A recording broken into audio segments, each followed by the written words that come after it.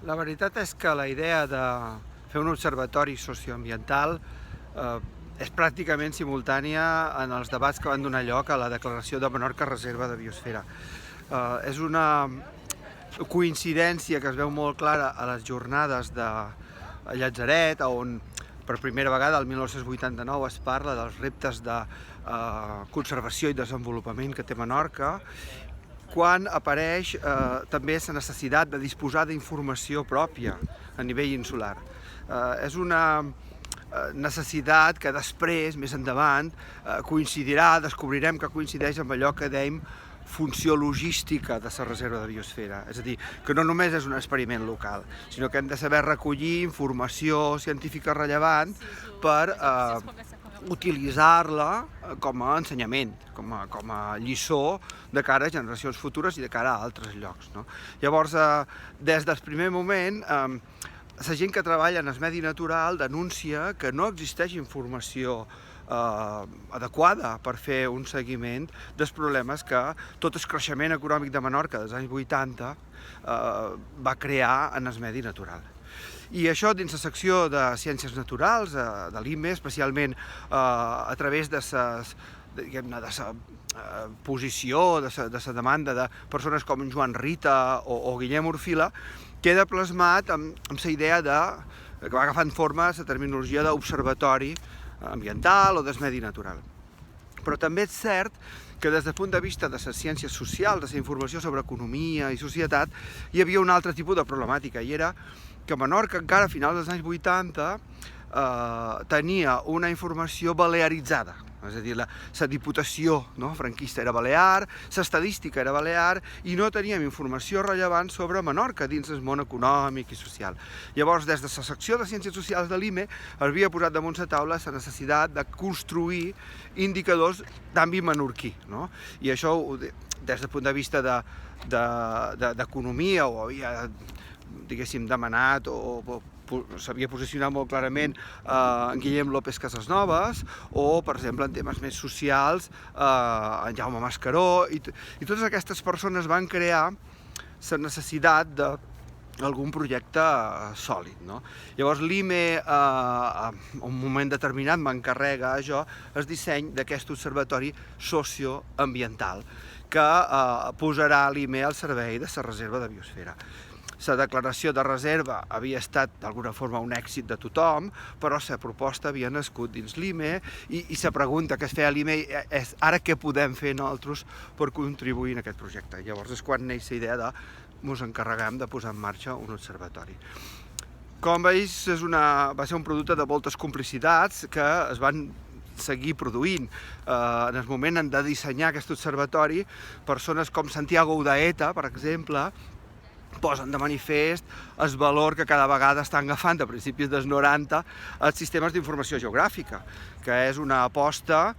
que en el primer disseny de l'OPSAM no es considerava i que vam veure que era clau per tractar els temes que volíem tractar des de l'OPSAM. O persones com Paco Franco, que dirigeix Silme, i que en aquell moment també es discutia si Silme, a part d'una empresa de serveis informàtics, també havia de ser alguna cosa, algun òrgan de caràcter estadístic. Llavors Paco Franco també va ser una persona que va contribuir a dissenyar què havia de ser l'OPSAM. I després moltes més altres col·laboracions, perquè aconseguir dades de Menorca va requerir de la complicitat de molts de tècnics de diferents administracions, fins i tot d'alguna empresa, i que crec que l'OPSAM va servir per crear una connexió entre tècnics de caràcter no només ambiental, tècnics al servei de l'administració pública, que creen amb la bona idea de tenir informació que podia elevar el nivell de debat polític. És a dir, donar informació a els que havien de prendre decisions, que fos informació més rellevant i de major qualitat. I al final qui pren les decisions, en darrera instància, és el poble, i per tant també posar aquesta informació a l'abast de l'opinió pública de forma directa, és a dir, que l'OPSAM fos un projecte transparent, no un encàrrec on la informació fos fiscalitzada per ningú, sinó que tota la informació que l'OPSAM generés fos ràpidament publicada i posada a disposició a través d'una web, també va ser una altra qüestió clau. I crec que aquí una persona clau va ser també la persona clau realment per posar en marxa l'Opsam va ser la Joana Barceló, que en el moment que va accedir a la presidència del Consell Insular va entendre que aquest projecte era estratègic, no? Ella va ser presidenta de l'IME durant el seu mandat i des de dins de l'IME es podia garantir que l'Opsam fos una eina científica i intel·lectualment independent, no? I llavors va ser la seva, diguéssim, postura política la que va permetre el primer pressupost rellevant per crear un òrgan, no? I llavors s'ha anat desenvolupant, jo crec que per un principi funcionalista, que diuen, no, que l'òrgan crea la funció. L'Opsam va ser posat en marxa pensant en uns objectius, però l'existència mateixa de l'Opsam, amb les relacions que es generen, amb la informació que es produeix,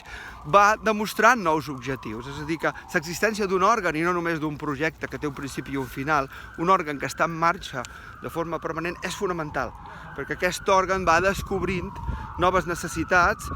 veient com els pot tractar i, com dic, l'òrgan crea la seva pròpia funció i al final acaba sent molt més útil que simplement complir els objectius que inicialment van pensar. Per tant, jo crec que ha estat una de les coses més afortunades de la reserva de biosfera i, de fet, quan hem tractat amb altres reserves de tot arreu, sempre s'ha celebrat que Menorca disposés d'aquest observatori i fins i tot sense aquella frase que dius que